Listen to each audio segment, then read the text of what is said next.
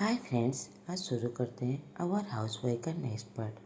पिछले पार्ट में हमने सुना था मिस्टर वांग और मिसेस सुसन 2 हफ्ते के लिए बाहर जाने वाले थे। ये बात एबो सुनकर बहुत ज़्यादा खुश हो गया था।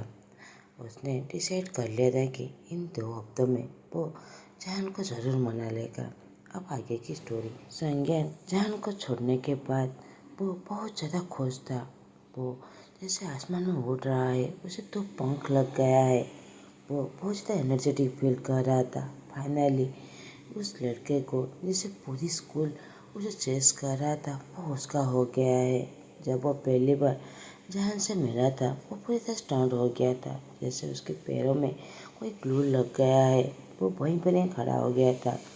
उसके सामने एक ब्यूटीफुल सा इंसान खड़ा हुआ है जो बहुत ज़्यादा अट्रैक्टिव दिख रहा है, और उसकी स्माइल जो सभी से बातें कर रहा था, जो सभी को कितना ज़्यादा रिस्पेक्ट देकर बातें कर रहा था, वो कितना ज़्यादा जेंटलनेस है।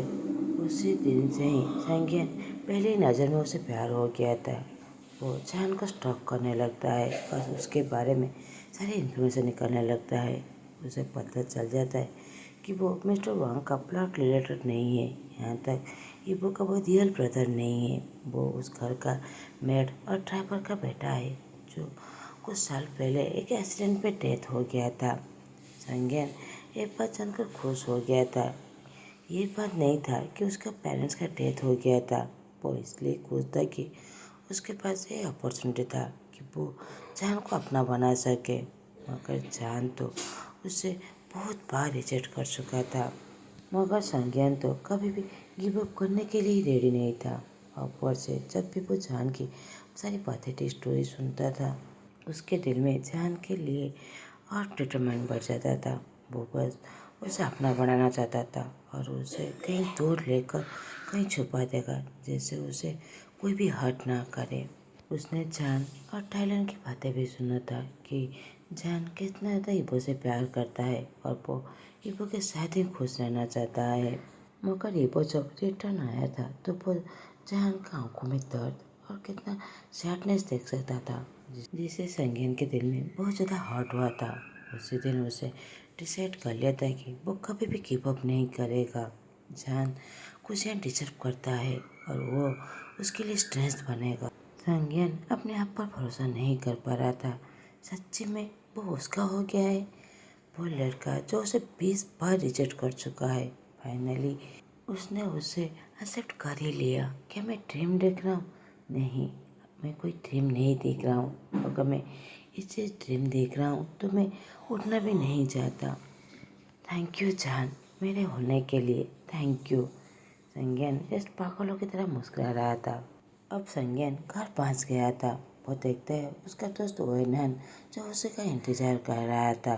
वो उसकी तरफ देखते हुए कहता है, आज मेरा बेस्ट डे था वेनन, मैं बिलीव नहीं कर पा रहा हूँ।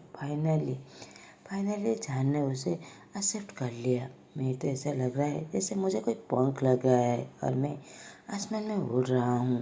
वेनन गुस्से में कहता है, अब नीचे उतर जाओ, ऐसे बेवकूफ़ तरह एक्ट करना बंद करो। तुम उस न्यू बॉयफ्रेंड के लिए मुझे वहाँ पर छोड़ कर आ गए, अपने दोस्त को, और उसे लेकर उसके घर छोड़ने के लिए गए थे। संज्ञान में इरिटेट होते हुए कहता है, तुम्हें क्या हो गया है? क्या तुम ये एक्सपेक्ट कर रहे हो कि उसे छोड़कर मैं तुम्हें लेकर आता? वो मेरा बॉयफ्रेंड है। मैं अपने बॉयफ्रेंड को घर पर छोड़ने के लिए भी ना जाऊँ? तुम्हें पता है उसने मुझे कितनी बार रिजेक्ट किया, मगर फाइनली उसने मुझे एक्सेप्ट किया है। और तुम चाहते हो मैं उससे छोड़कर तुम्हें घर पर छोड़ने जाता? नहीं, तुम क्या अपना दिमाग खो कर आए हो? संज्ञान उस पर नाराज नहीं था, मगर वो बस थोड़ा सा सरप्राइज था कि उसका दोस्त उसे कैसे कह सकता है। उसे पता है वो जान को कितना ज़्यादा प्यार करता है। संज्ञान एक स्माइल देते हुए कहता है, क्या तुम मेरे लिए खुश नहीं हो? फाइनली जान मेरा हो गया, या फिर तुम मेरे लिए जेलस हो? तुमसे पहले मैं उसे अपना बना दिया। मुझे पता है तुम्हें जान में इंटरेस्ट था, मगर सॉरी, अब वो मेरा है। संज्ञान स्मित करते हुए कार की की को घुमाते हुए अपने दोस्त के आगे डांस करते हुए अपने मेंशन के अंदर चला जाता है। वेनन अपने मन में सोचता है, क्या मैं उस स्लॉट में इंटरेस्ट था? ओह प्लीज़, ये क्या मुझे मजाक कर रहा है? मैं तो उसे मारना चाहता हूँ। मैं उसे बहुत ज़्यादा नफरत करता हूँ। मैं तो ये बात देख भी नहीं सकता। वो तुम्हारे साथ कैसे हंस के बात कर सकता है? वो अपनी मुट्ठी टाइट कर लेता है और संज्ञान के पीछे उसके मेंशन में चला जाता है और एक काउच पर बैठते हुए कहता है, संज्ञान, एक बार समझने की कोशिश करो। वो तुम्हारा एडवांटेज लेने की कोशिश नहीं कर रहा है। वो तुम्हें पहले बहुत बार रिजेक्ट कर चुका था, मगर ऐसा क्या हो गया जो वो तुम्हें सडनली एक्सेप्ट कर लिया? एक बार ये सोच के देखो, क्या उसका ये कोई ट्रिक नहीं है? वो तुम्हारा यूज़ नहीं करना चाहता। शायद वो तुम्हारा पैसा। संज्ञान ये बात सुनकर गुस्से से कहता है, एनाफ, बहुत हो गया। वेनन, क्या तुम मेरी खुशी से खुश नहीं हो? तुम हमेशा इस तरह बातें क्यों कर रहे हो? वो अब मेरा बॉयफ्रेंड है। तुम मेरे बॉयफ्रेंड के बारे में इसी बकवास बात करना बंद करो। मैं उसके लिए वरीड हूँ, तुम्हारे लिए नहीं। अगर तुम मेरी इसी गुड मूड को ख़राब करना चाहते हो तो आई एम सॉरी। प्लीज़ यहाँ से चले जाओ। वेनन तो पूरी तरह स्टन हो गया था। अपने दोस्त की ऐसी बातें सुनकर वो बिलीव भी नहीं कर पा रहा था कि संज्ञान उसे यहाँ से जाने के लिए कह रहा है।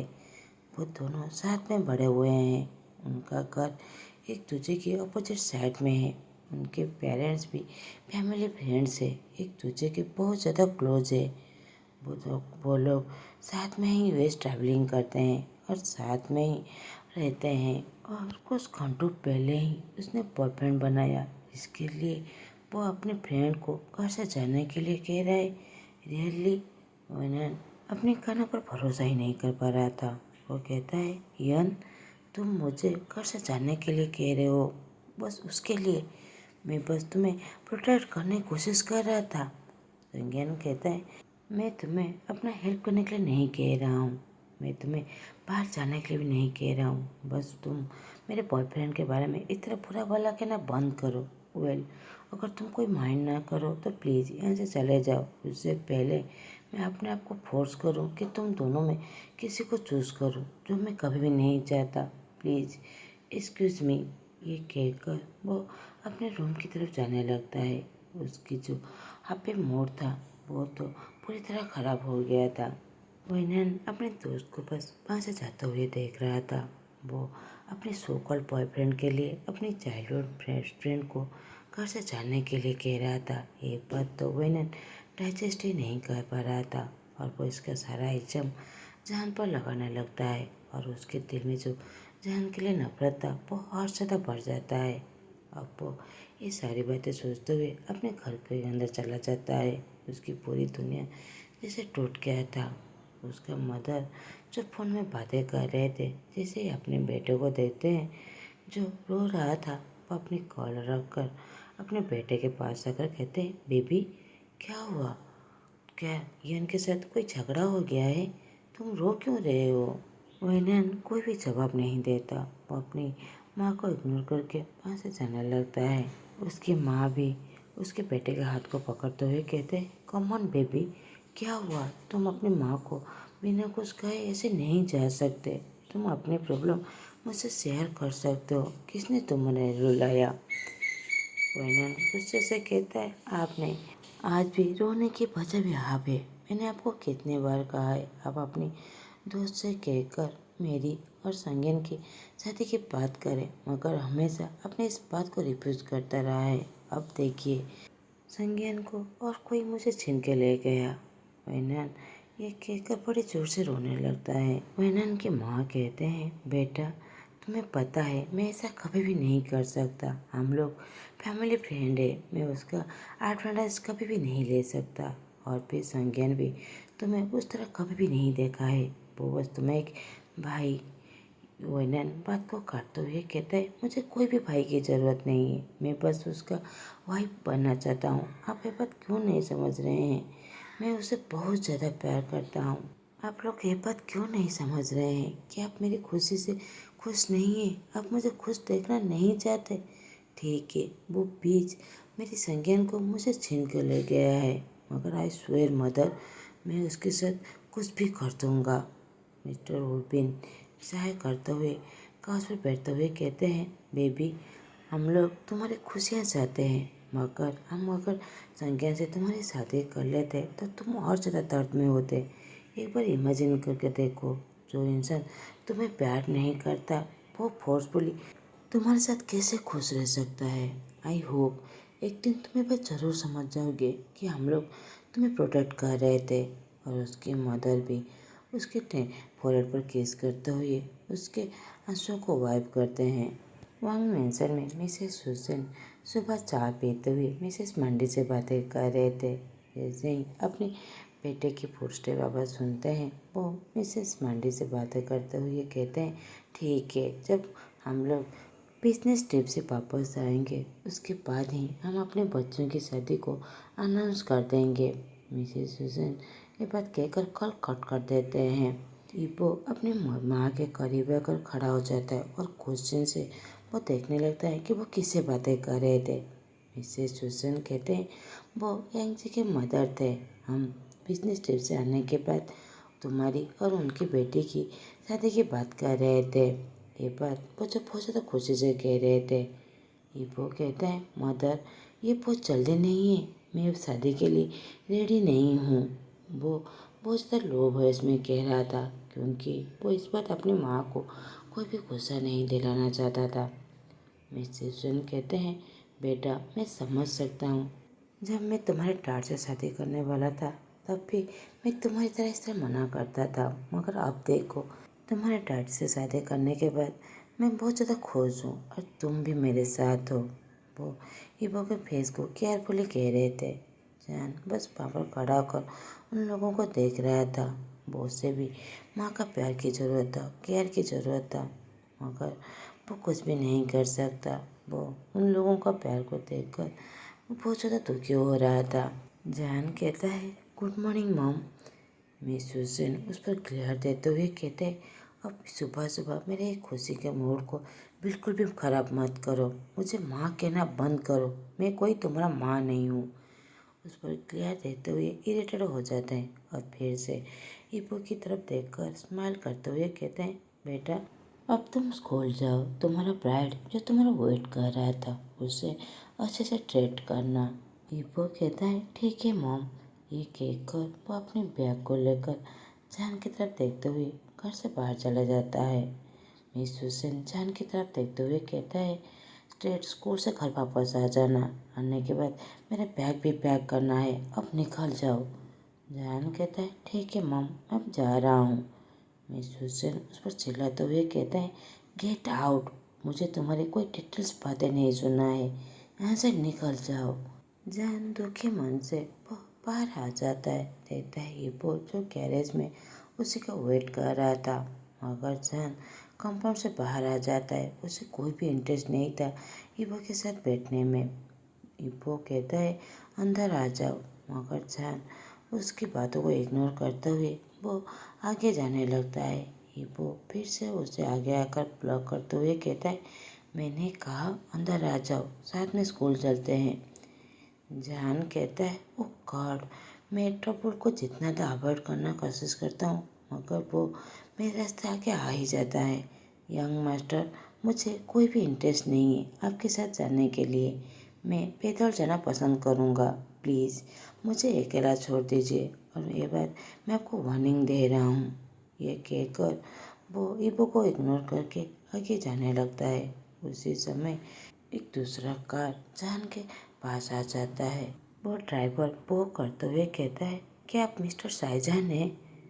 जान डरते हुए कहता है, हाँ, मेरा नाम शाहजहान है, तुम कौन हो, तुम मुझसे क्या चाहते हो? और ड्राइवर कहता है, यंग मास्टर संज्ञा ने आपको मुझे स्कूल लेकर जाने के लिए कहा है, प्लीज़ अंदर आइए, वो आपका वेट कर रहे हैं और उन्होंने ये फूल देने के लिए आपको कहा था। जान एक बड़ी सी स्माइल देते हुए वो फूल उसके हाथ से ले जाता है और ड्राइवर कार का सीट ओपन करता है। जान कार के अंदर बैठ जाता है जैसे वो कोई क्वीन हो। इबो जो ये सीन पर सब देख रहा था, वो उन लोगों की बातें सुन रहा था। जान जो बिना कुछ कहे कार में बैठ गया था।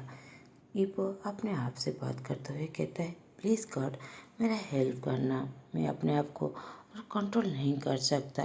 काल का अब मैं इंतज़ार नहीं कर सकता।